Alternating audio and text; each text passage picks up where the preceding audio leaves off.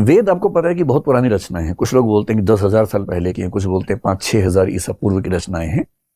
जो एनसीईआरटीज वगैरह में लिखा हुआ है अब तक, हो सकता है कल को धारणाएं बदलें इतिहास लेखन में, लेकिन अब तक जो धारणाएं जनरली मानी जाती हैं, हम ये मान के चलते हैं कि ईसा पूर्व 1500 ईस्वी के आसपास, उसके 200-300 साल पहले, 200-300 साल बाद के दौर में आमतौर पर वेदों का जो कलेक्शन हुआ, वेदों की रचना हुई और बाद में कलेक्शन भी हुआ।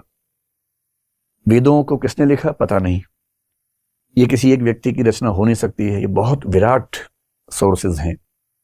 हजारों लोगों ने वनों में रहते हुए, तपस्याएं करते हुए इन मंत्रों की रचनाएं की होंगी। न्याय दर्शन कहता है कि वेदों की रचना ईश्वर ने की है, क्योंकि ये मानवीय नहीं हो सकता। मीमांसा दर्शन कहता है कि वेदों की रचना ईश्वर ने भी नहीं की है, वेद अकर्तृक हैं। अकर्तृक का मतलब किसी ने रचना नहीं की है, वेद नैसर्गिक हैं, नित्य हैं, प्राकृतिक है। हाँ, ये हो सकता है कि वेदों के ज्ञान को कुछ लोगों ने कंपाइल कर दिया हो, लेकिन वेदों की रचना ईश्वर भी नहीं, क्योंकि मीमांसा दर्शन ईश्वर को मानता नहीं है। क्योंकि वो ईश्वर को मानता नहीं है तो ईश्वर ने रचना की कैसा मान सकता है। तो न्याय दर्शन ईश्वर को मानता है तो वो कहता है ईश्वर ने की है। लेकिन हम ये मान सकते हैं कि बहुत सारे लोगों ने बहुत सदियों तक चीजों को लिखा, इकट्ठा किया गया। वेदों को इकट्ठा जिस व्यक्ति ने किया उसको आमतौर पर हम कहते हैं कि वो वेद व्यास थे। कुछ हिंदी में लिख देता हूं, वरना मैं हिंदी लिखना भूल जाऊंगा। तो जो वेद व्यास नाम के ऋषि हुए, वेद व्यास बहुत ही विराट योगदान वाले व्यक्ति माने जाते हैं। हालांकि स्वामी विवेकानंद ने कहा कि वेद व्यास को एक व्यक्ति नहीं रहे होंगे, एक समूह या एक परंपरा रही होगी, क्योंकि एक व्यक्ति इतना कैसे कर सकता है। ये वो व्यक्ति हैं जिन्होंने सारे वेदों को कंपाइल किया। ये वो व्यक्ति हैं जिन्होंने 18 पुराणों की रचना की। ये वो व्यक्ति हैं जिन्होंने महाभारत की भी रचना की, और महाभारत का मतलब है गीता की भी रचना की। और ये वो व्यक्ति हैं जिनके बारे में लोग मानते हैं कि यही ऋषि बादरायण भी थे जिन्होंने ब्रह्म सूत्र या वेदांत सूत्र की रचना की, जो वेदांत दर्शन का सबसे मूल एक ग्रंथ है। हालांकि चौथी बात पे डिबेट है, कुछ लोग मानते हैं कि दोनों व्यक्ति एक ही व्यक्ति थे।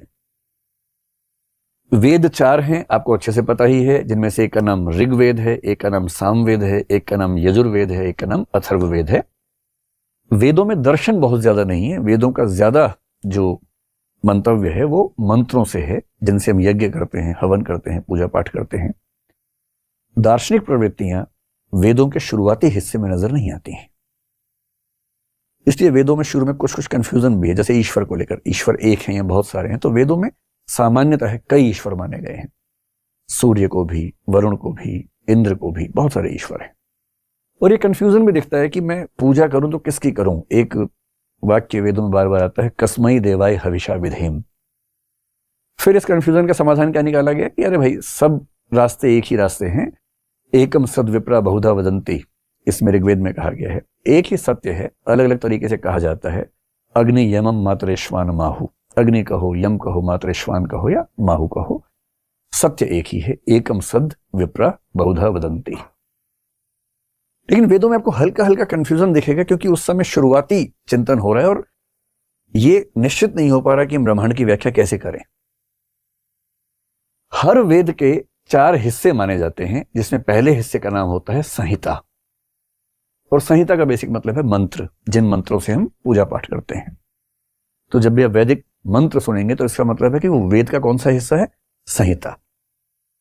संहिता के बाद दूसरा हिस्सा होता है जिसको बोलते हैं ब्राह्मण।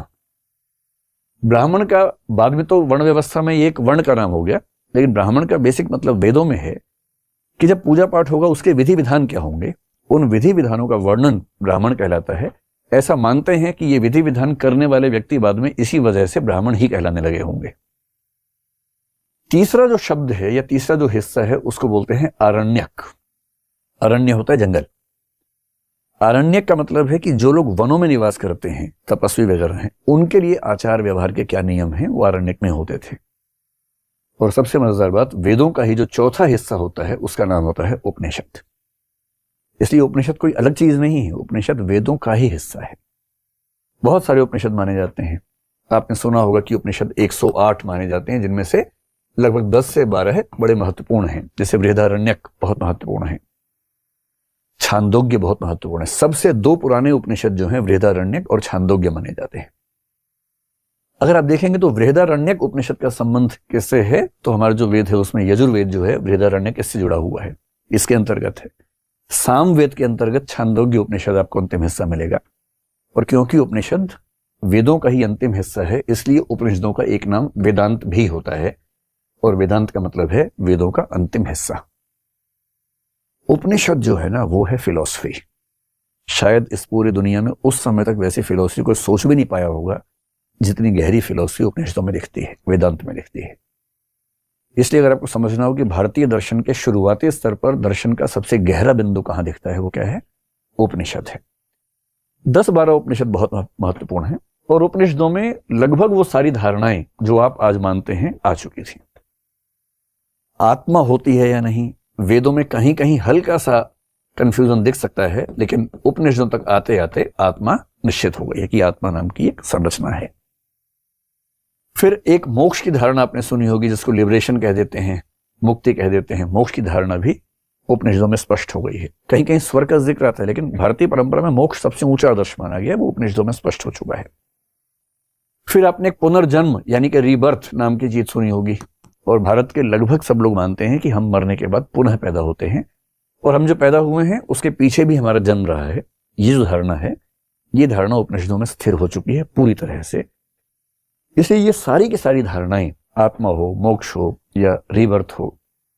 और आपने एक शब्द सुना होगा, ब्रह्म।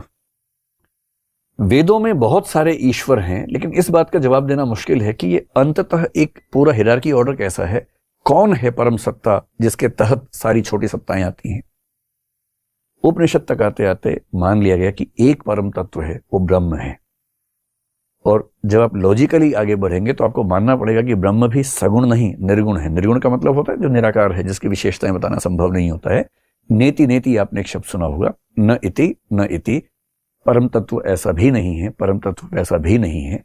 ये क्यों होता है आगे चल के समझेंगे। आज तो केवल एक इंट्रोडक्शन है, जब विस्तार में किसी विषय पे आएंगे तब समझेंगे कि ऐसा क्यों बोलना पड़ता है।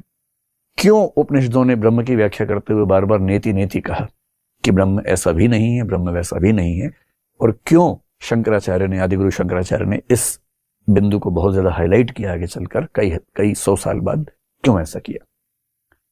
इसलिए मोटी सी बात है कि उपनिषद में लगभग वो सारी दार्शनिक मान्यताएं हैं जो हम आज तक फॉलो करते हैं। विशेष रूप से जो हिंदू धर्म को मानने वाले व्यक्ति हैं वो आमतौर पर इसको आज तक फॉलो करते हैं। ये इंडियन फिलॉसफी का पहला फेज है। लेकिन इसके बाद क्या हुआ, इसके बाद कहते हैं कि जब वैदिक कर्मकांड काफी ज्यादा बढ़ा तो बहुत सारे लोगों की रुचि इन चीजों से हटने लगी, और विशेष रूप से पशु बलि पर आधारित जो यज्ञ थे उनको लेकर एक सामाजिक विरोध शुरू होना हुआ। उसका कारण मानते हैं कृषि प्रधान अर्थव्यवस्था जब आने लगी तो उसके साथ कुछ नए डेवलपमेंट्स हुए। जब हम सेकंड टर्म में आएंगे तब समझेंगे इसको। जो सेकंड फेज है वहां पर सेकंड और थर्ड फेज, 2 फेज एक साथ समझते हैं। और भारतीय दर्शन की 2 धाराएं बटी, जिनमें से एक को बोलते हैं नास्तिक दर्शन और एक को बोलते हैं आस्तिक दर्शन। नास्तिक और आस्तिक तो आपने शब्द सुने ही होंगे।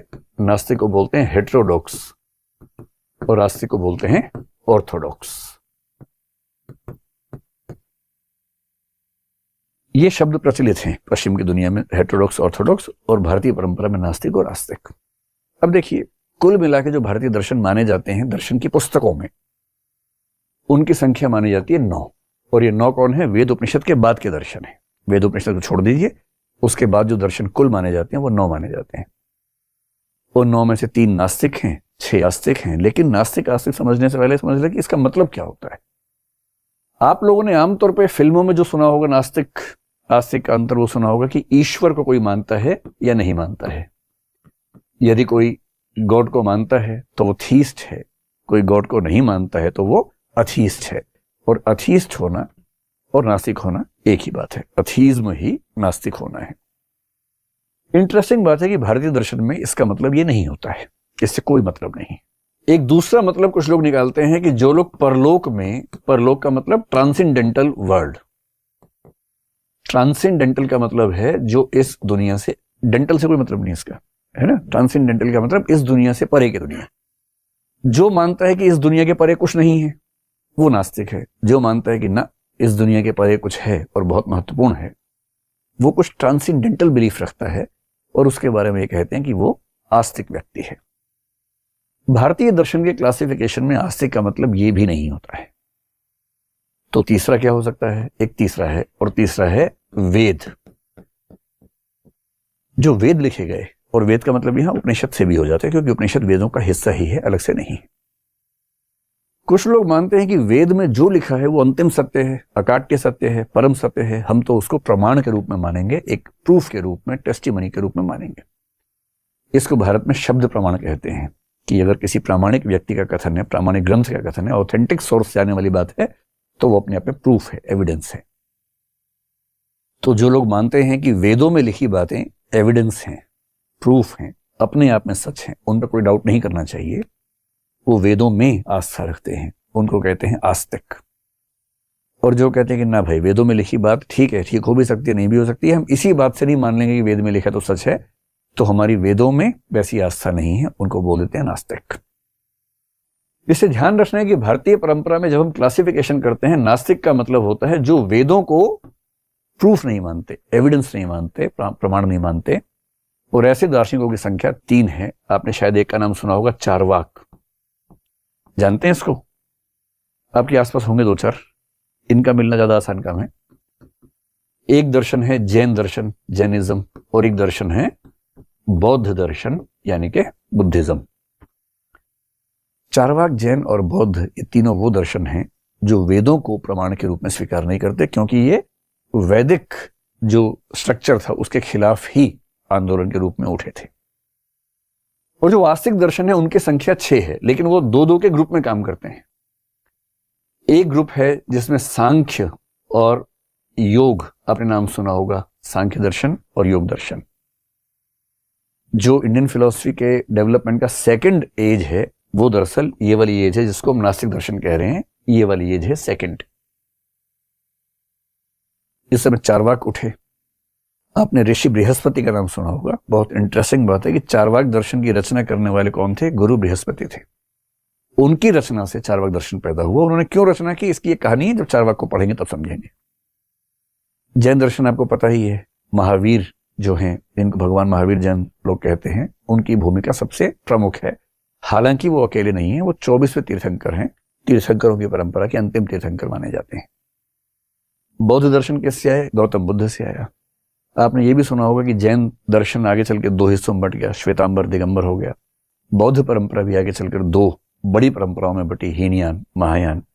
और अगर आप 1956 को ध्यान रखें तो एक और परंपरा बनी, नवयान। इसलिए बौद्ध परंपरा के 3 जो रास्ते निकले, हीनयान, महायान, और 20वीं सदी में डॉक्टर अंबेडकर के माध्यम से नवयान बना 1956 में। एक वो भी प्रसंग इसमें आता है। तो सेकेंड फेज में ये हुआ। अब इस सेकेंड फेज के विरुद्ध आप कह सकते हैं कि तीसरा पीरियड शुरू हुआ। और वो कौन सा पीरियड है? जो वेदों और उपनिषदों को फिर से रीइंस्टेट करता है, फिर से स्थापित करने का प्रयास करता है, जो जैन, बौद्ध और चारवाक के खिलाफ खड़ा होता है। और ये लोग कौन हैं? ये वैदिक और औपनिषदिक साहित्य की नई व्याख्याएं करते हैं। पूरी तरह से उस पर बेस्ड ना हो तो भी कम से कम उसको प्रमाण मानते हैं। और ये सब कहलाते हैं आस्तिक दर्शन। और आस्तिक कौन? जो वेदों को प्रमाण मानता है। नास्तिक कौन? नास्तिको वेद निंदकः मनुस्मृति में कहा गया है। नास्तिक वो है जो वेद का निंदक है। इस बात पर भारतीय दर्शन में एक सर्वसम्मति है कि नास्तिक का मतलब वो माना जाएगा। सांख्य और योग आपने नाम सुना होगा। ये दोनों दर्शन बहुत क्लोज हैं, इसलिए इनको एक ग्रुप मानते हैं, ग्रुप ऑफ फिलॉसफी है।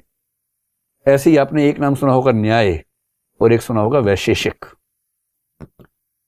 न्याय और वैशेषिक भी एक जॉइंट वेंचर जैसा समझ लीजिए कि 2 समूह एक साथ मिलकर काम कर रहे हैं। कुछ हिस्से पर आप काम करेंगे, हम मान लेंगे, कुछ हिस्से पर हम काम करेंगे, आप मानेंगे। जैसे न्याय दर्शन ने ज्ञान मीमांसा पर ज्यादा काम किया, वैशेषिक ने तत्व मीमांसा पर ज्यादा काम किया, और एक दूसरे को मान लिया, तो इससे वो एक ग्रुप बन गया। और जो तीसरा ग्रुप बना उसका नाम है मीमांसा और वेदांत।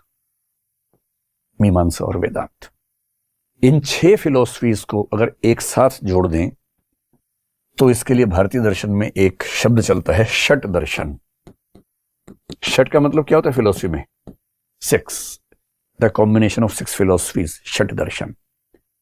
इसी षट दर्शन को बोलते हैं हिंदू दर्शन। कोई आपसे पूछे कि हिंदू दर्शन क्या है, पता होना चाहिए। हिंदू दर्शन का मतलब है 6 दर्शनों का समूह, सांख्य, योग, न्याय, वैशेषिक, मीमांसा, वेदांत। इन्हीं 6 दर्शनों के समूह को बोलते हैं सनातन दर्शन। तो जब कोई व्यक्ति कहे कि मैं सनातनी हूं, तो इसका बेसिक मतलब क्या है कि वो इन 6 दर्शनों में कही गई बातों को प्रमाण के रूप में स्वीकार करता है, इनके प्रति आस्था रखता है। तो ध्यान रखिएगा, हिंदू दर्शन, सनातन दर्शन, षट दर्शन एक ही बात है, और इसका मतलब 6 फिलोसफीज का कॉम्बिनेशन है, ग्रुप है। ये 6 दर्शन कहां से आए? देखिए, वेदों में, उपनिषदों में बातें कही गई थी। उस समय तक लिपि का विकास नहीं हुआ था, तो लोग क्या करते थे, याद रख रख के काम चलाते थे। याद रखना पड़ता था सारा। जब आप याद रख के आगे बढ़ेंगे तो ज्यादा लिखना चाहेंगे या कम लिखना चाहेंगे? कम, ताकि याद रखना आसान रहे। तो इस दौर में क्या हुआ, इसको सूत्र युग भी कहते हैं। सूत्र लिखे गए। सूत्र क्या होता है? फॉर्मूला, कि बहुत संक्षेप में एक बात कह दो, उसी में सारी बात आ जाए। जैसे उपनिषदों में कुछ सूत्र हैं जिनको महावाक्य कहते हैं। आपने सुना होगा अहम ब्रह्मास्मि। ये बृहदारण्यक उपनिषद का बड़ा प्रमुख सूत्र है, मैं ही ब्रह्म हूं, अहम ब्रह्मास्मि। फिर आपने सुना होगा तत्वमसि। तत्वमसि बहुत महत्वपूर्ण सूत्र है। अगर आप केरल के शबरीमला मंदिर में जाएंगे तो मंदिर के बाहर मुख्य द्वार पर लिखा हुआ है तत्वमसि। तत्त्वम असि, वह तुम हो। इनको बोलते हैं महावाक्य। अब ये जो सारे के सारे सूत्र हैं, इसी तरह के बहुत सारे सूत्र इस तीसरे फेज में बने, और इन सारे दर्शनों का एक एक सूत्र कहलाता है। सांख्य दर्शन क्या है? तो एक व्यक्ति ने सांख्य सूत्र की रचना की, जिसका नाम है कपिल मुनि। सांख्य सूत्र आज तक मिला नहीं है हमें। आज तक हम सांख्य सूत्र के बारे में सुनते हैं, पढ़ते हैं, पर सांख्य सूत्र अब तक मिल नहीं पाया है। उसके बारे में रेफरेंसेस मिलते हैं बहुत सारे, बाकी सूत्र सारे मिल गए हैं, सांख्य सूत्र नहीं मिला है। ऐसे ही जब योग आया तो योग सूत्र लिखा, वो लिखा महर्षि पतंजलि ने। पतंजलि का नाम आपने सुना ही है ना। वो योग दर्शन के प्रवर्तक नहीं है, योग दर्शन तो बहुत पुराना है, लेकिन उन सारी चीजों को इकट्ठा करके सूत्र के रूप में रखने का काम किसने किया? महर्षि पतंजलि ने किया। ऐसे न्याय दर्शन है तो न्याय सूत्र हुआ। न्याय सूत्र लिखा जिन्होंने, उनका नाम अक्षपाद गौतम कहते हैं उनको। गौतम मुनि, गौतम 2 हैं, गौतम बुद्ध हैं, एक गौतम मुनि दूसरे हैं। तो जो दूसरे गौतम मुनि हैं, जिनको अक्षपाद भी कहते हैं, उन्होंने न्याय सूत्र लिखा। फिर वैशेषिक दर्शन जब हुआ तो वैशेषिक सूत्र लिखा गया। आपने एक ऋषि कणाद का नाम सुना होगा, तो कणाद ऋषि वैशेषिक सूत्र के रचनाकार थे। मीमांसा का जो सूत्र लिखा, मीमांसा सूत्र, उसके रचनाकार माने जाते हैं ऋषि जैमिनी। और इस पूरी परंपरा में जो सबसे महत्वपूर्ण दर्शन हुआ आगे चलकर, अगर आज के दिन में भारत के किसी व्यक्ति को, विशेष रूप से हिंदू व्यक्ति को, न पता हो कि उसका दर्शन क्या है, तो आप आंख बंद के कह दीजिए उसका दर्शन वेदांत दर्शन है। क्योंकि वो जितनी बातें मानता है उनमें से 90-95% वेदांत की ही बातें मानता है। बस उसको पता नहीं है कि वेदांत क्या होता है।